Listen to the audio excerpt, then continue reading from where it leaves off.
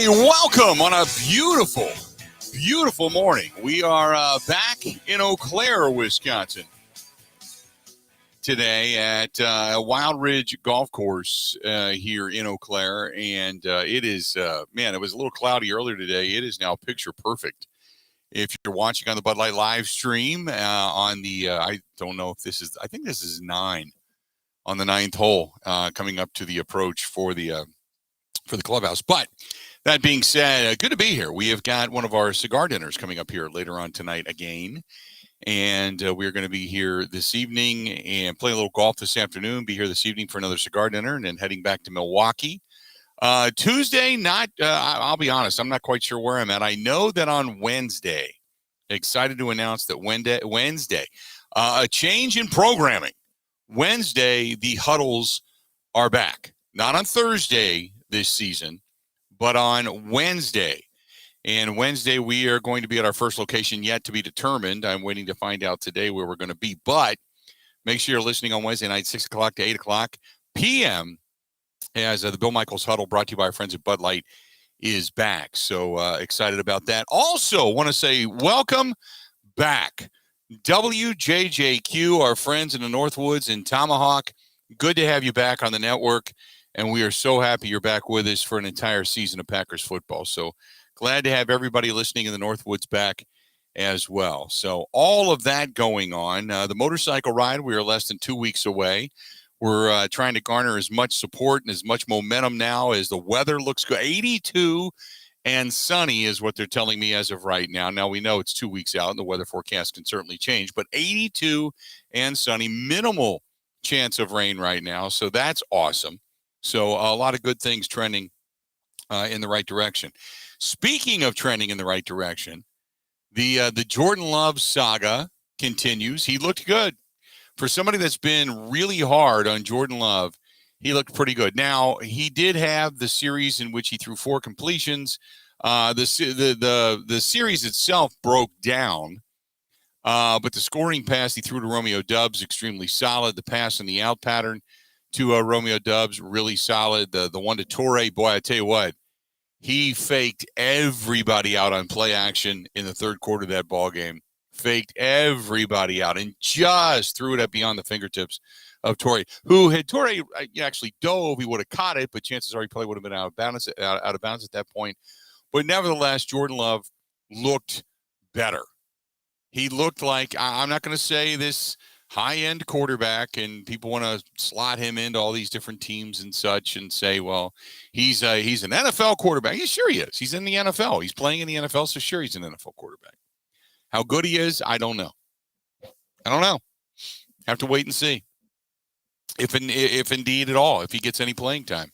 But he looked better in the preseason game. Did he look great? No, of course not. He still missed some throws. He led Josiah DeGuara too much. Had he actually hit Josiah DeGuara in the hands, chances are it's probably a score. But he didn't look bad. He didn't look lost, we'll say. The scramble capability was good. The feet were better, not great, but better. We'll talk with Eric Baranchek coming up a little bit later on today about what he saw on film. But things were better. And then news comes down yesterday that, oh, by the way, number 69 is now practicing as he is back from the PUP list. Now, will he go full go? Of course not. But at least now he is off the PUP list, David Bakhtiari, and that is trending in the right direction. Then, in addition to that, you got Christian Watson fully participating now, and it seems like he's pretty much ready to go, and he's going to start catching passes this week. So, for the most part, things are pretty good right now for the Packers. I tell you what, some of the standouts that we saw this past weekend, man, McDuffie was all over the joint. I mean, I'll tell you what, I like that. Isaiah McDuffie, the inside linebacker, love the way he hits. Wow, he was really solid. The outside linebacking position, Garvin looked pretty good. There's a few other. Enigbari looked pretty good. There's a few other guys in there that, weren't bad. I thought Micah Abernathy, maybe they found themselves something in Abernathy. Abernathy had a really solid game. So there were some guys that stood out, some guys on the depth chart that stood out. And as Mike Clemens and I were sitting next to one another in the press box watching that game on Friday night, and both of us kind of looked at each other when it came to McDuffie and Igbare. And Mike had looked at me and said, yeah, these guys really locked in this week. It really seemed like things began to click for them.